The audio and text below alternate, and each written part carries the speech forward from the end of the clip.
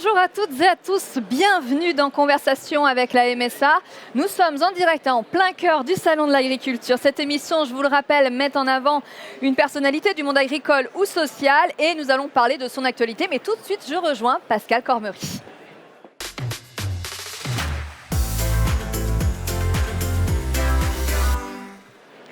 Bonjour Pascal Cormery. Bonjour. Président de la MSA, je suis ravie de vous retrouver pour cette nouvelle semaine au Salon d'Agriculture. C'est toujours agréable. Et puis surtout, le thème proposé, c'est une femme. Ça concerne les femmes, donc ça va être un moment agréable. Eh bien, j'allais y venir. C'était important pour vous, à la MSA, de mettre en avant celles qui sont toujours dans l'ombre. On va en parler avec notre invité, mais c'était important de les mettre dans la lumière. Je crois que c'est important parce que les femmes deviennent aujourd'hui sont des agricultrices, notamment celles qui deviennent agricultrices sont des agricultrices comme les autres. Et je pense qu'il n'y a pas de différence à faire entre les hommes et les femmes. Elles ont aussi les mêmes capacités de pouvoir devenir chef d'exploitation et de pouvoir tenir une exploitation. Eh bien, c'est ce qu'on va voir tout de suite avec notre invité, c'est Édouard Bergeon. On en parle.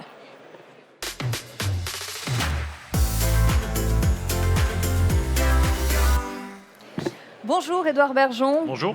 On est ravis de vous avoir avec nous. Vous êtes réalisateur, fils et petit-fils d'agriculteurs. Vous avez mis à l'honneur cette profession passion, si je puis me permettre, dans vos films, fiction ou documentaire. Les Fils de la Terre en 2012, 2019 avec le film Au nom de la Terre qui a fait plus de 2 millions d'entrées. Et aujourd'hui, vous nous revenez avec un documentaire qui est à la fois plein d'émotions, mais aussi de vérité sur les femmes agricultrices. Ça vous trottait dans la tête depuis longtemps ?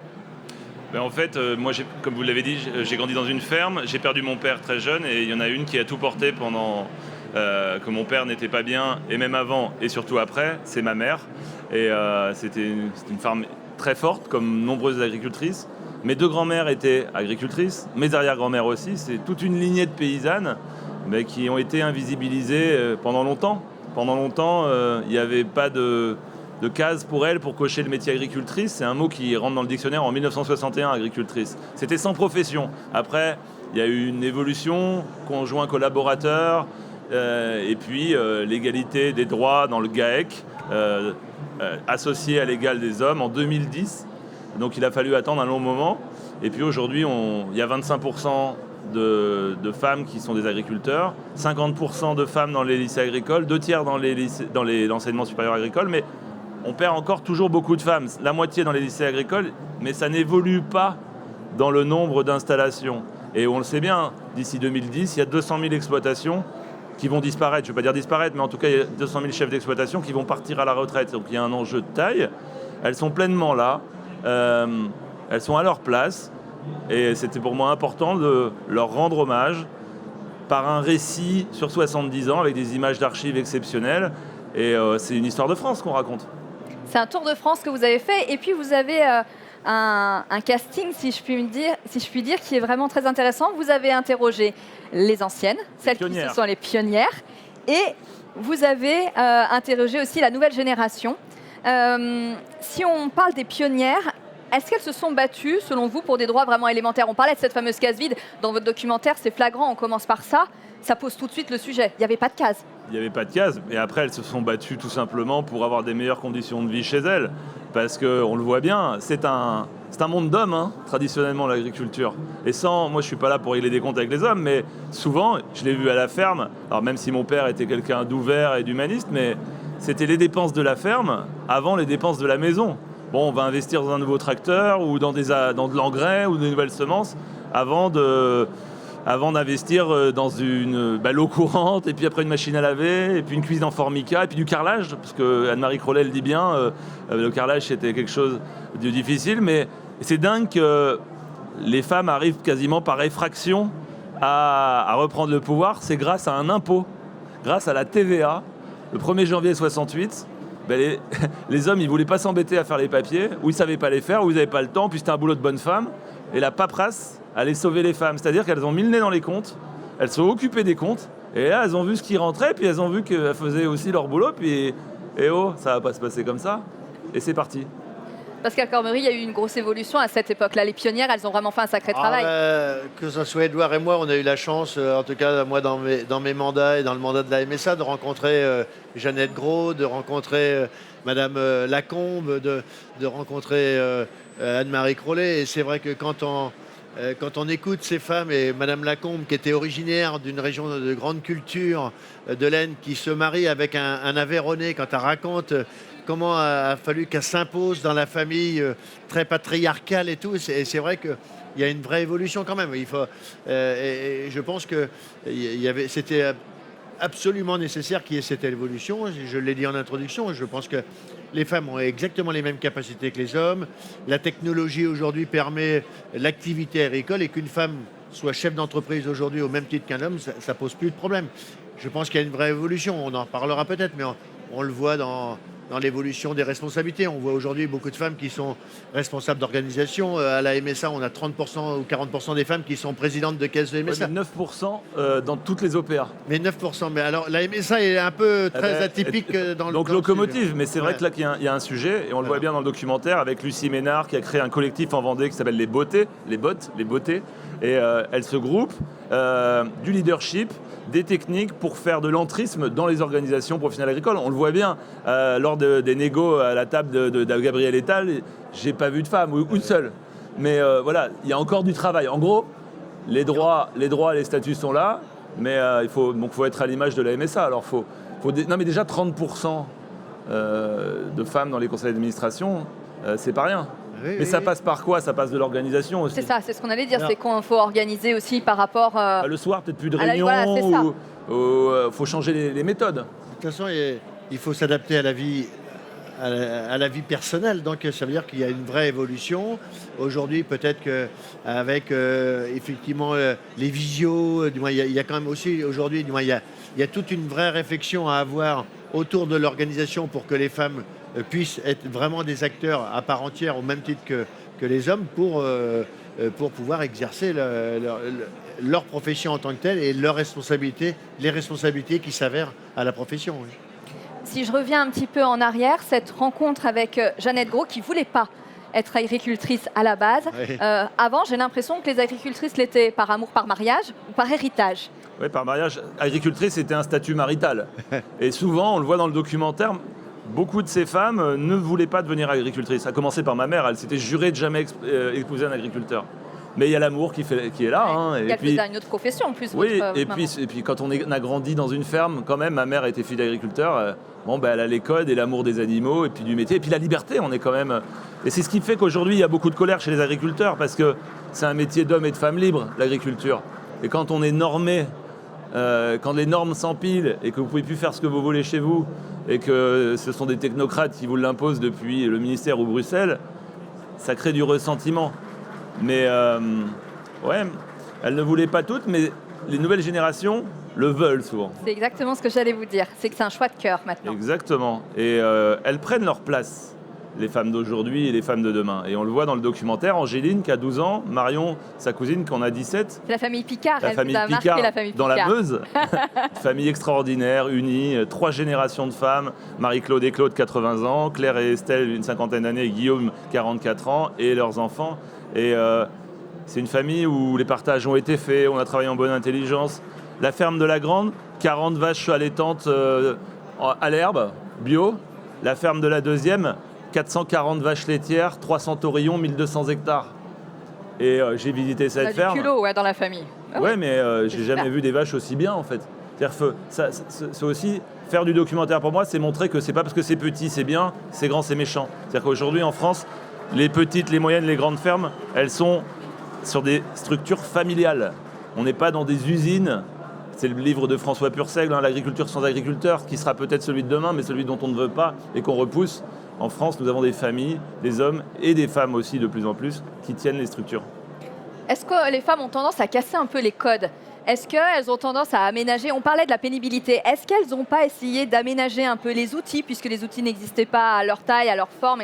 Est-ce qu'il n'y a pas cette intelligence-là de vouloir justement ajuster ? Et puis, ce que faisait l'arrière-grand-père, on ne fait plus tout à fait pareil, sans trop lui dire quand même.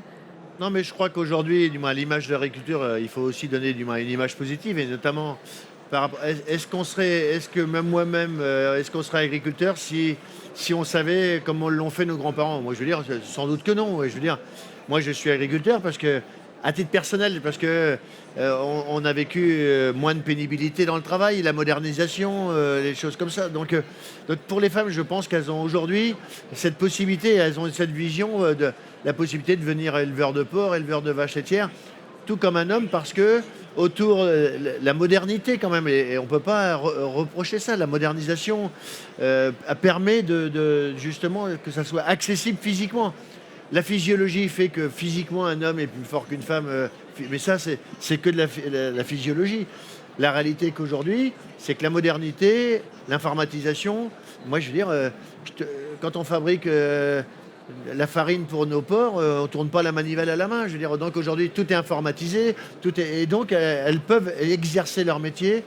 On a des systèmes de contention qui peuvent faciliter le travail, donc il n'y a plus besoin de cette force qui était nécessaire. Et puis justement, si à 50 ans, un homme qui a mal travaillé, qui a forcé, qui a usé, qui a un problème de dos, qui a plus le dos au compote, ou un problème de genou, ça arrive, ouais. Cher président. À un moment donné, peut-être qu'une femme est aussi efficace en fait. Vous voyez, est-ce qu'il vaut mieux avoir le dos bousillé à 45 ou 50 ans ? Moi je me rappelle, mon père me disait, jeune, il me disait fais attention quand tu lèves un sac, plie les genoux, mais ce sont des petits gestes, mais c'est de la prévention, c'est votre métier, elle a aimé ça. Mais aujourd'hui, conduire tout ce qui est machinisme a énormément évolué. Et tout ce qui est machiné, alors mon genou, c'est pas le travail, hein, c'est le foot. Voilà, je le dis. C'est le bien-être, du coup on en parlera plus tard, c'est qu'il n'y a pas que l'agriculture, il y a une vie aussi à côté. Il y a une vie à côté, donc c'est l'activité à côté qui a provoqué l'accident. Mais simplement, sérieusement, effectivement, la mécanisation et tout, mais autour des animaux, où effectivement on n'utilise pas le tracteur, tout s'est modernisé quand même. Voilà, donc aujourd'hui, la contention, pour soulever les animaux, tout ça, ça facilité. Et les femmes, aujourd'hui, peuvent le faire au même titre qu'un homme, sans s'épuiser, sans fatiguer, sans tout ça. Voilà, donc il y a un point de vue différent. C'est-à-dire que toi, tu fais peut-être comme ton père faisait à un moment donné, puis là, il y a un regard différent. Tiens, comment je pourrais faire sans m'user, sans me fatiguer, enfin, tout ça fait évoluer l'agriculture. On en parlait tout à l'heure en aparté, je peux le dire, hein, dans les porcheries, par exemple, les femmes, dans les maternités de porcherie, elles ont une sensibilité complètement différente et une approche de la mise bas des truies différente qu'un garçon. Donc, et c'est là qu'elles ont toute leur finesse quand même d'approche et tout. Et aujourd'hui, on a beaucoup de femmes qui sont dans des élevages de porcs et tout parce qu'elles ont ce regard qui est sans doute différent. Voilà, sans doute lié à la... Elles le disent dans le documentaire, en fait. La maternité leur permet d'être plus proche des animaux et de voir ce que peut-être les garçons ne voient pas. Il y a l'éleveur de la grande ferme dont je vous parlais, il a sa fille Marion qui veut reprendre. Il dit, les filles, chez les Picards, avec l'accent de la Meuse, elles sont meilleures que nous. Il le dit, le papa, c'est super touchant. Elles sont meilleures que nous. Mais c'est comme ça, c'est intrinsèque. Mais elles se complètent, en fait. Il n'y a pas de meilleur ou de moins bon. Dans une ferme, il y a tellement d'activités. Et aujourd'hui, on le voit, hein, je veux dire, nous, on a des vétérinaires qui viennent sur l'exploitation chez moi. C'est 3 femmes. Et je veux dire, elles sont très bonnes. Je veux dire, en termes de diagnostic, d'action sur les animaux, elles sont très bonnes. Et elles ont cette sensibilité-là. Leur seule problématique dans certains cas, c'est justement leur force physique. Et là, il faut arrêter d'être misogyne. C'est-à-dire qu'à nous, éleveurs, de concevoir un aménagement, parce que quand on fait 1m60 ou quand on fait 1m90, c'est quand même pas tout à fait la même chose. Et à nous de concevoir. Et on a conçu chez nous un système pour aider quand il faut aller repousser une matrice, accéder donc pour la mise bas des veaux. Et ça se passe très bien. Voilà, il faut avoir ce regard attentif et bienveillant pour que dans certains cas, les femmes puissent exercer un métier plus fort. Et contrairement à ce qu'on croit, veto en campagne, pour les femmes, c'est un métier difficile. Mais aujourd'hui, on trouve beaucoup de femmes qui sont passionnées par leur travail. À nous là, éleveurs masculins, de réfléchir et de leur faciliter l'action.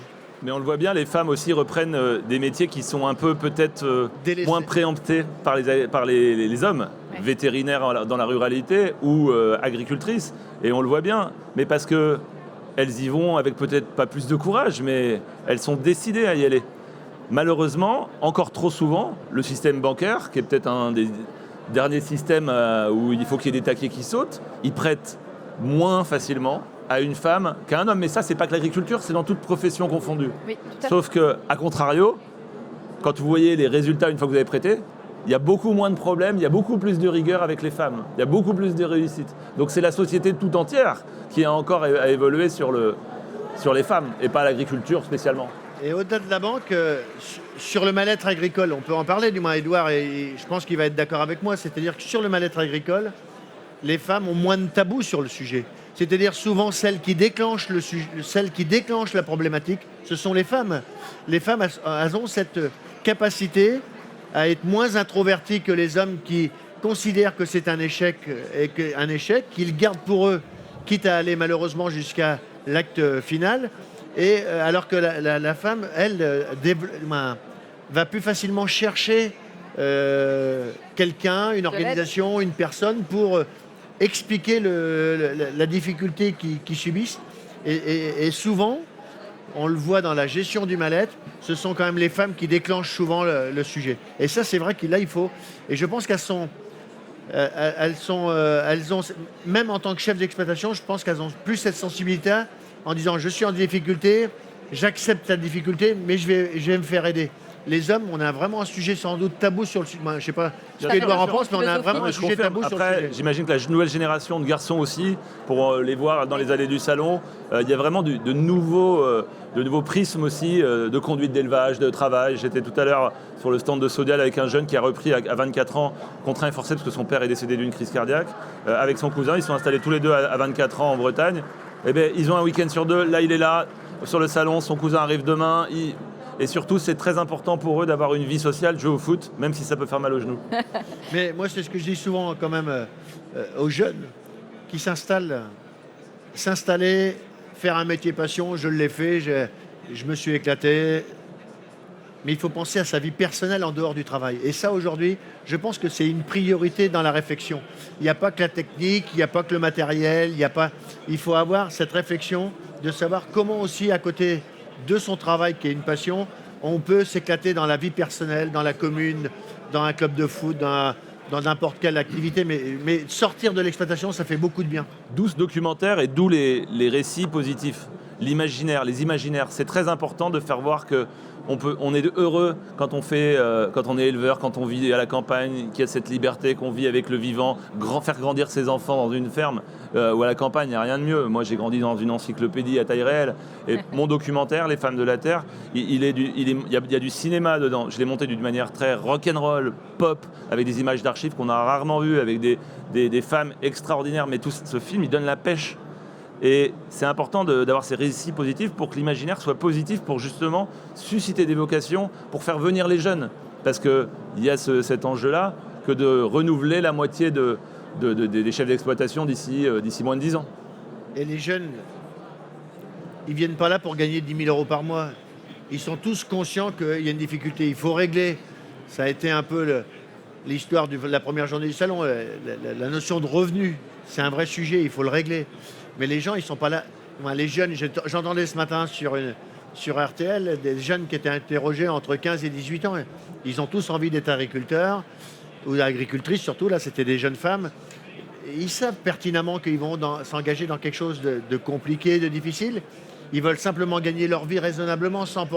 Ils ne veulent pas devenir des millionnaires, ils veulent simplement vivre une passion, ils ont quand même cette sensation, et on a tous eu, moi je l'ai, la sensation aussi de nourrir la population, d'avoir un vrai enjeu sur l'alimentation, l'environnement, sur ces choses-là. Et les jeunes qui veulent s'installer demain, l'objectif c'est qu'ils vivent de leur métier, mais sans plus. Ils ne veulent pas faire de fortune. Voilà. Donc, Lucie Ménard, Les Jolies Rousses, dans mon documentaire, elle a une chaîne YouTube où elle raconte son métier de poule pondeuse bio. Elle a créé donc le collectif Les Beautés. Elle était salariée agricole avant. Elle me dit, je gagne moins bien ma vie aujourd'hui maintenant que je suis chef d'exploitation, mais je gagne suffisamment et j'ai gagné en liberté. Et les enfants, je les élève. Ouais. Je ne paye plus une nounou où les enfants étaient avec elle 10 heures par jour. Et au final, elle dit, j'ai gagné en confort de vie, en liberté, et je travaille pour moi. Donc, bien sûr, c'est du travail, bien sûr, c'est des investissements, mais il y a une satisfaction, c'est ce que disait Pascal, nourrir la population, quand même. Il ne faut pas l'oublier. Il y a ce trait d'union quand même de la rémunération qui va souder les pionnières et les futures générations. Ça restera le combat finalement.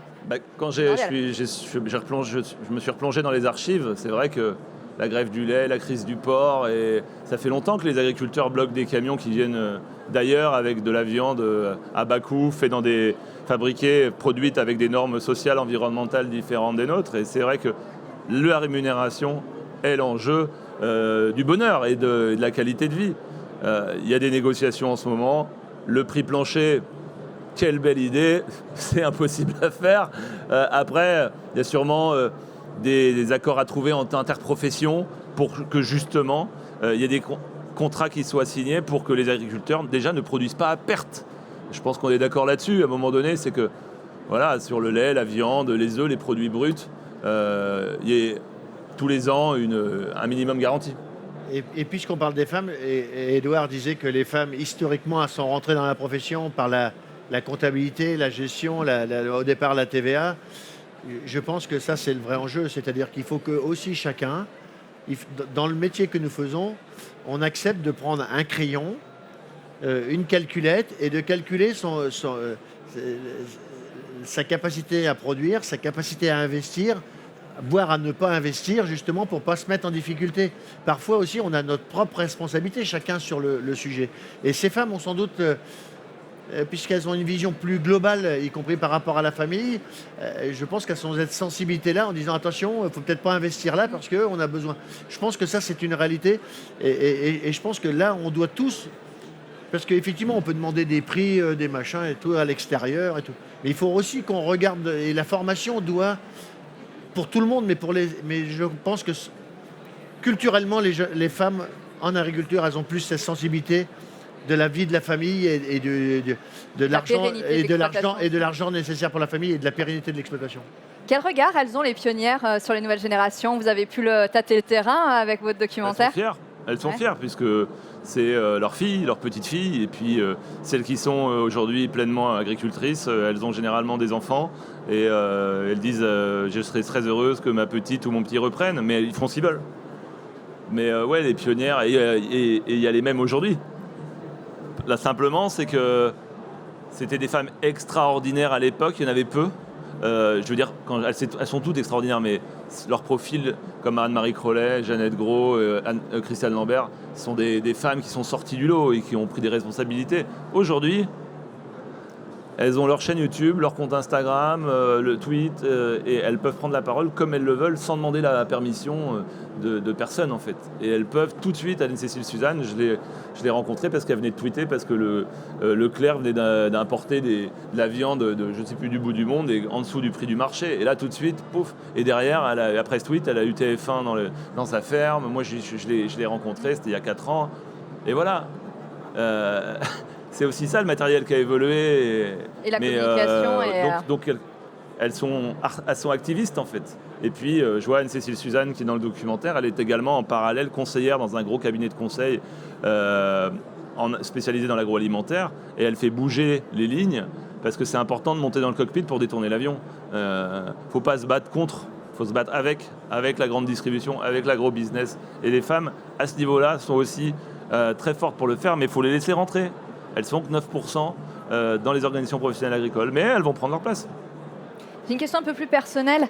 On parle souvent de légitimité pour les femmes. Quand on est un homme, certes, du monde agricole, ça, c'est indéniable. On se met un peu la pression de raconter l'histoire des femmes dans l'agriculture ou pas? Pas du tout. Non? Pas du tout, parce que moi, mon père était agriculteur, j'étais avec lui tout le temps. Ma mère était agricultrice. Mon père a mis fin à ses jours quand j'avais 16 ans. J'ai dû continuer la ferme avec ma maman. Je raconte ma maman, mes grands-mères, mes arrière-grands-mères et les femmes de la terre avec qui j'ai grandi, en fait.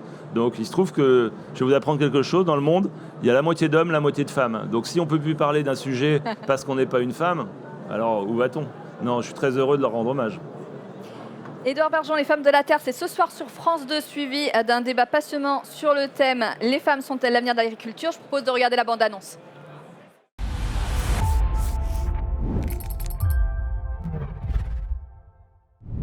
Mardi soir, soirée exceptionnelle. Femmes de la Terre, suivie d'un débat avec Julien Bugier. Épouse agricultrice, oui. Et vous êtes militante syndicale, donc vous menez 3 vies. Je crois que beaucoup de femmes mènent beaucoup de vies à la fois. Maman, je serai agricultrice, mais pas comme toi. On a été habitués à servir les hommes. Les femmes de l'époque étaient présentes partout, mais invisibles pour l'extérieur. On ne pouvait plus continuer à sacrifier. Nous ne voulons être ni des des assistés, ni des marginaux. Il a fallu au début se battre pour avoir de la crédibilité. Pour accompagner ce renouvellement des générations. C'est une autre manière de parler d'agriculture et de donner envie à celles qui n'osent pas. Les femmes disent mais pourquoi moi? Alors que les hommes disent mais pourquoi pas moi? Ça a été une révolution. À l'occasion du Salon de l'agriculture, le réalisateur Édouard Bergeon rend hommage à sa mère et à toutes les agricultrices. Femmes de la Terre, inédit, mardi soir à 21h10 sur France 2 et sur la plateforme France.tv.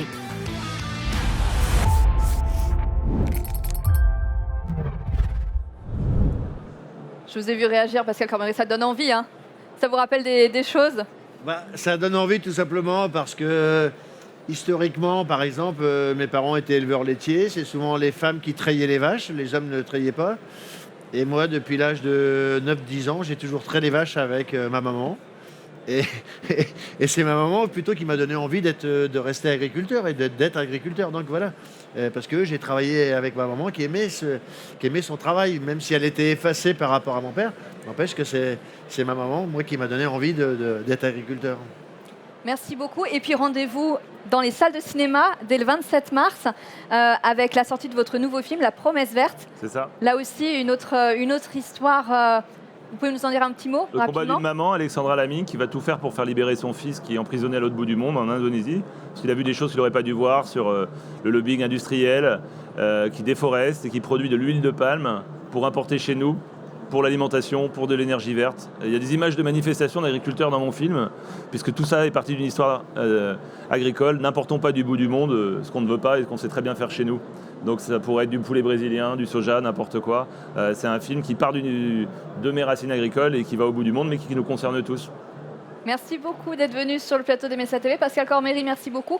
On se retrouve demain en conversation avec Anne-Cécile Suzanne, agricultrice, auteure des sillons que l'on trace. Elle raconte comment elle est devenue agricultrice alors que ce n'était pas du tout son projet de vie. Un livre passionnant et un personnage aussi incroyable. À suivre l'émission Au cœur du territoire. Nous partons en Corse dans quelques instants. Merci, à tout à l'heure.